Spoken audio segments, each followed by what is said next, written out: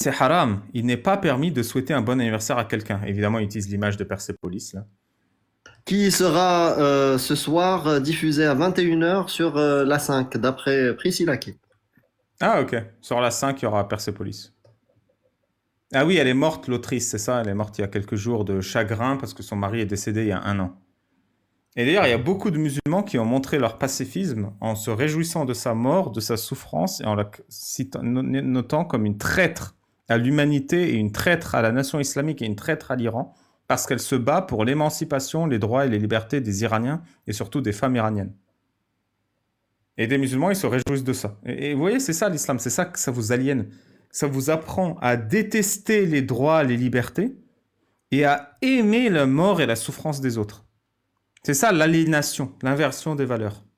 Vous aimez ce qui est horrible et vous détestez ce qui est bon et juste. Bon, je ferme ce tweet qui n'était aucunement destiné aux non-musulmans. Parce que bon, sortir que je suis localisé en France à tout va, c'est bas. Et pour les musulmans, Allah yahdina, apprenez un peu votre religion et braquez-vous si vous n'êtes pas d'accord. Mais le problème, c'est pas moi, hein. C'est vous qui ne voulez pas assumer. On rendra tous des comptes devant Allah. Laisse-moi tranquille, moi je fais que répéter ce qu'Allah m'a dit. Mais tu répètes pas ce qu'Allah t'a dit, tu répètes ce qu'un homme t'a dit et que t'es trop con pour croire sur parole. La religion dans toute sa misère et sa puanteur. Qu'est-ce qui est haram en islam? Battre sa femme, l'esclavage, épouser une enfant, souhaiter un joyeux anniversaire.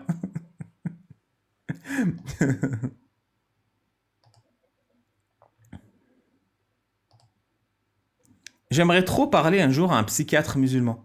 Parce que des fois, quand je vois les patients schizophrènes, je me dis, ça se trouve, il est genouné, il a juste besoin d'une bonne roquia. La meuf, vu qu'elle dit ça, j'imagine qu'elle travaille soit en tant que médecin, soit en tant qu'assistant médical dans un hôpital psychiatrique. Elle voit les patients schizophrènes et elle se dit, lui, il a besoin d'une bonne roquia. Il est ensorcelé. Mariam, t'as trop raison. Non mais les gars, arrêtez de mélanger maladie mentale et religion, c'est irrespectueux de fou. Non, je mélange pas. C'est un vrai questionnement intellectuel. Il n'y a qu'un psychiatre qui connaît bien l'islam qui pourrait répondre à ce questionnement. Mais c'est incroyable. Non mais t'as trop regardé de films d'exorcisme. T'es dans le domaine de la psychiatrie? Je suis étudiant pharma, du coup j'ai étudié, oui, pas autant qu'un psychiatre bien sûr, mais pour t'assurer que ça n'a aucun lien avec les djinns. Bah oui, ça c'est ton point de vue, c'est respectable. Mais j'aimerais avoir d'autres avis, surtout s'il y a des études sur le sujet des envoûtements. Faut pas être psychorigide dans la vie, hein. Ça me rappelle cet entrepreneur musulman qui se présentait comme psycho-raqi. Psycho-raqi.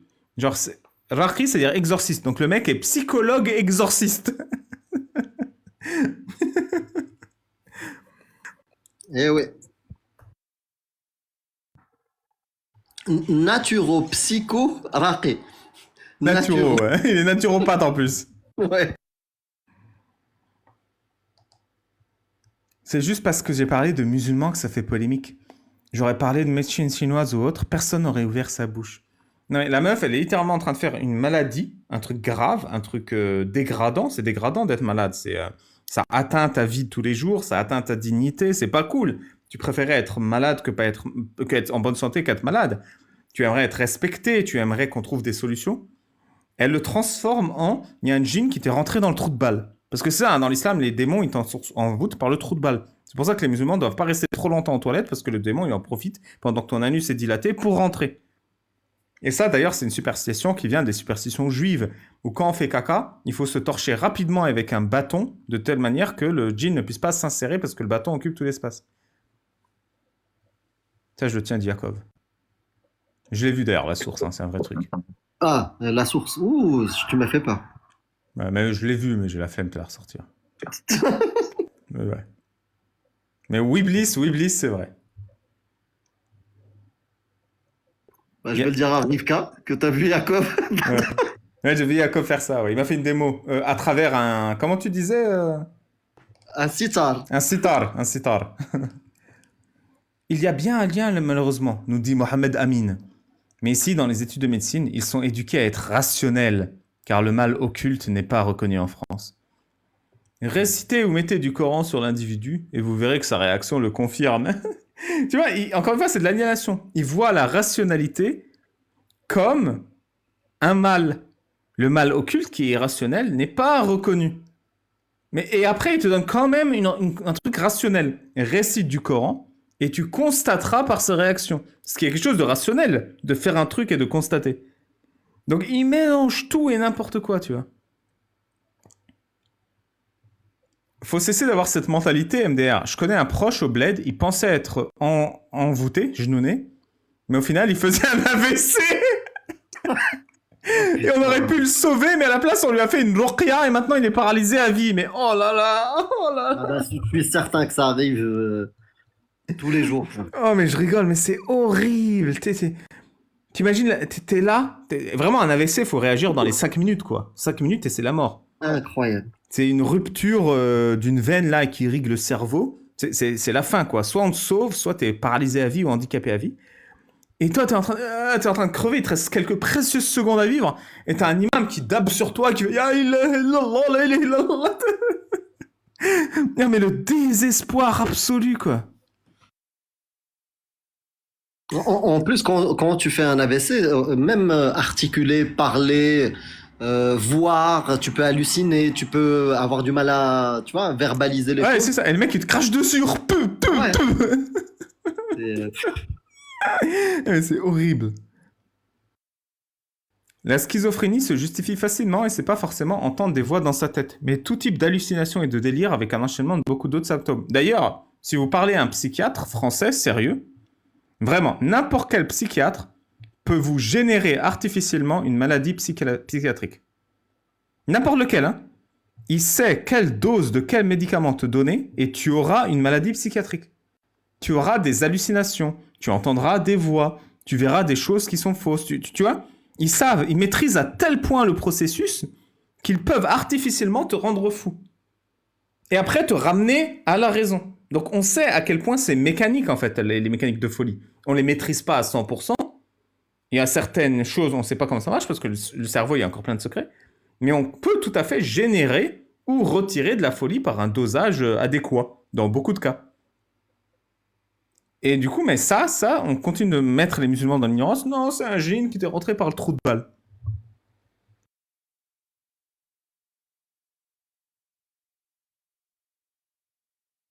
Il y a déjà eu des études faites sur un échantillon de patients.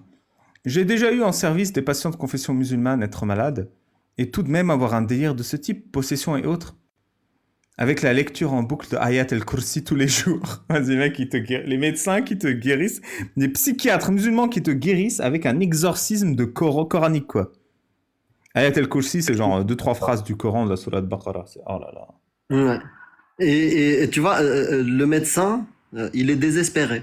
Parce que lui, il va faire des efforts, il va diagnostiquer, donner un traitement et tout. Et à la fin, il sait très bien que ces gens-là, ils vont pas dire que c'est grâce à lui. Ils vont dire que c'est grâce à Ayat al-Kursi. Je te jure, c'est n'importe quoi. Et Ayat al-Kursa, ça veut dire la phrase de la chaise. T'imagines, t'es là chez le médecin et il te met, bon, bah, je vais vous prescrire 3 phrases de la chaise par jour. En fait, Babal, c'est pas la chaise, c'est le kursi, c'est le marchepied.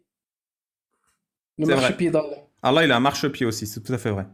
Et d'ailleurs, la terre est un marchepied pour Allah. Ça, c'est dans les chroniques de Tabari.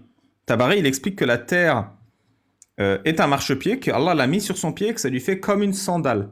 Ça, je le mets tout au début d'Incroyable Coran.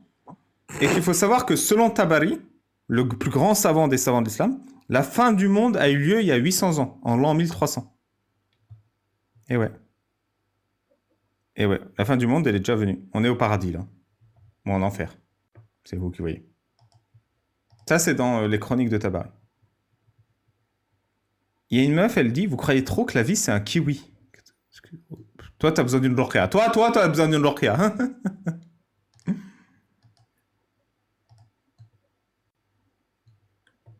Le prophète J'aime Mohammed... bien. J'aime bien ce type de commentaire. Le prophète said. Le prophète a dit. Tu vois, c'est bon, là, argument d'autorité. Amir, اقرأ.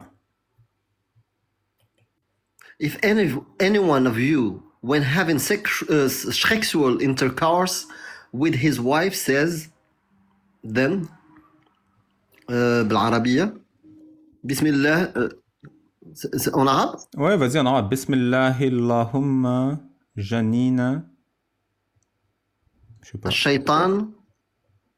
C'est trop petit. Ouais, ouais, On peut agrandir. janiba. Ouais. Bon, attends, il est retranscrit. Allahumma janibna shaitana wa janibni shaitana ma razaqtana. Au nom d'Allah, Allah, protège-moi du shaitan et protège tout ce que tu fais du shaitan. Donc tu baises ta femme, t'es dedans, et lui fait Allah, protège-moi du diable. Ah, ça t'excite, hein, salope. Te jure, même quand tu baises, le prophète, il te dit de faire des trucs, quoi. De rester des formules magiques. Et si tu fais ça, et qu'il y a un enfant, alors l'enfant est protégé du diable. Et les chiites disent que si tu dis pas cette formule magique, quand l'enfant naît, Satan met son doigt dans le trou de balle de l'enfant. Les chiites, ils disent ça.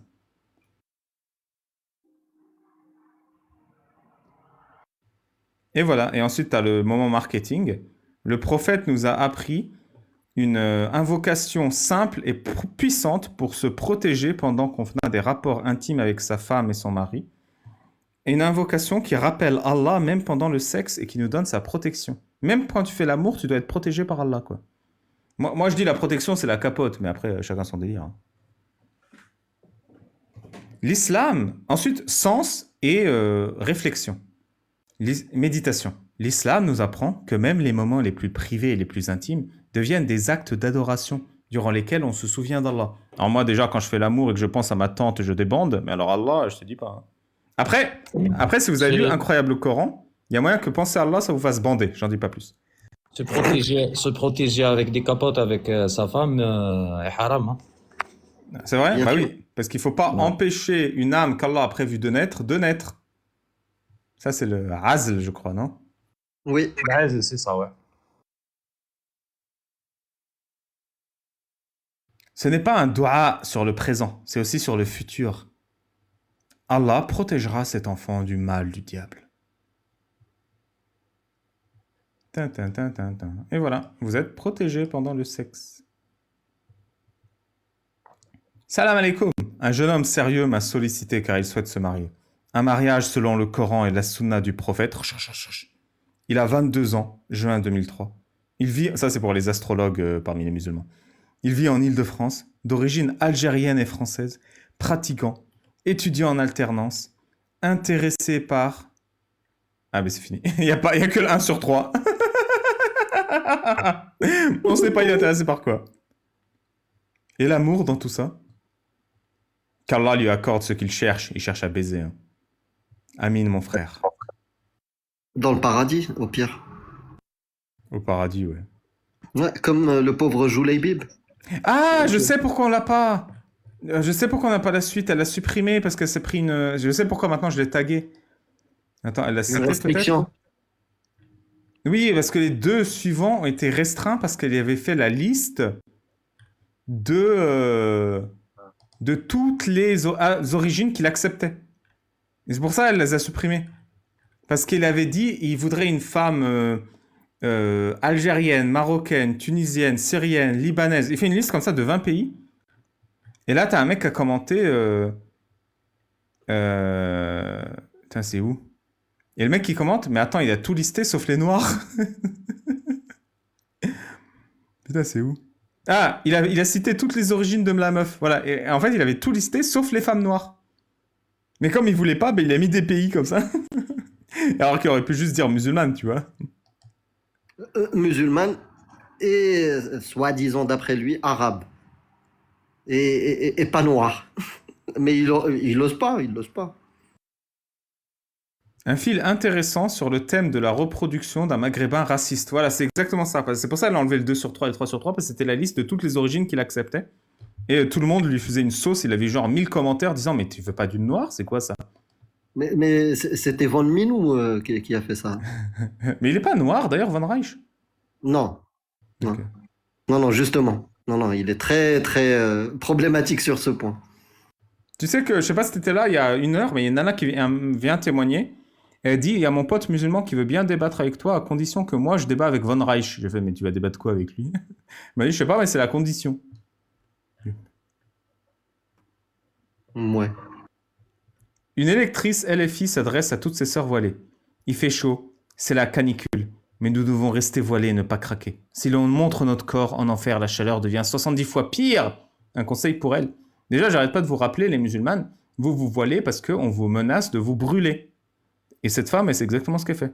Salam alaikum, petit message à toutes Ah, mes désolé, sœurs. c'est super bas. Franchement, là c'est compliqué, il fait chaud, il fait presque 40 degrés, c'est la canicule.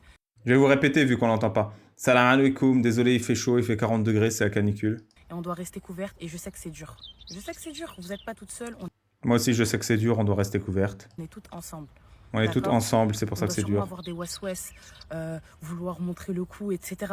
On a sûrement des waswas. Donc les waswas, c'est la petite voix dans ta tête. Et dans les musulmans, c'est le waswas, c'est les susurrements du diable.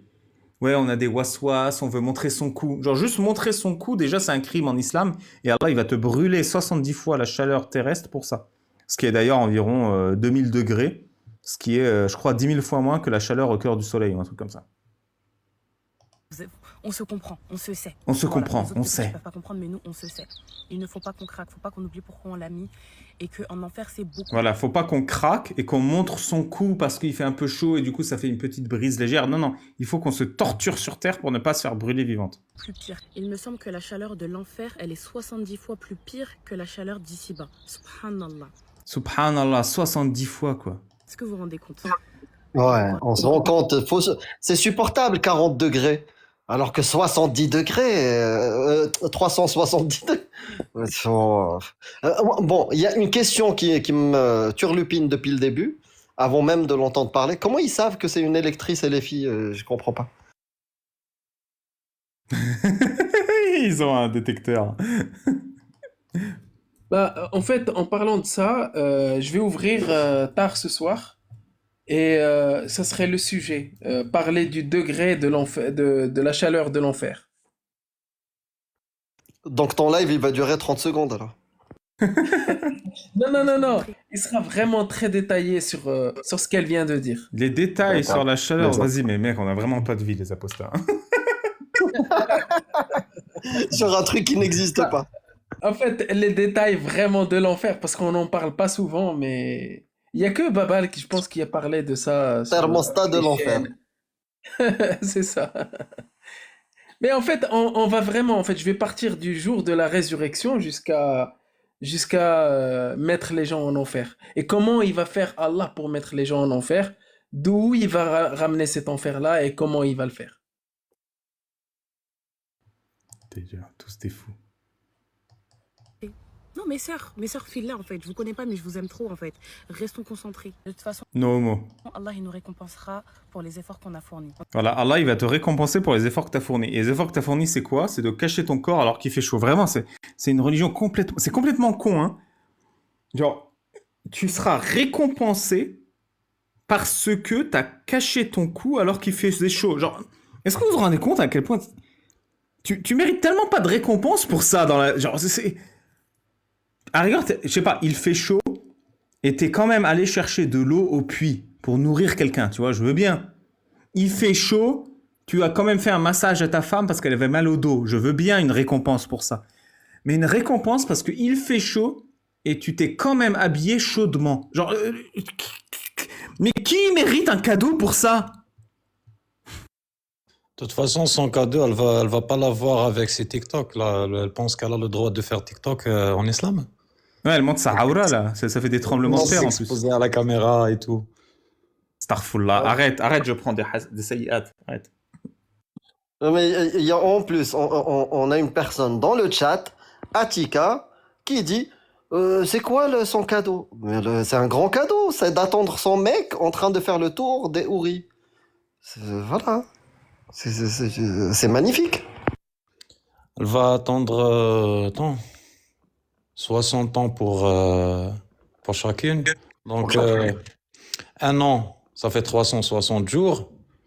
Une journée d'Allah, ça fait 1000 journées sur Terre, c'est ça. Donc, 1000 fois 360. 360 fois 60. 60 fois 70.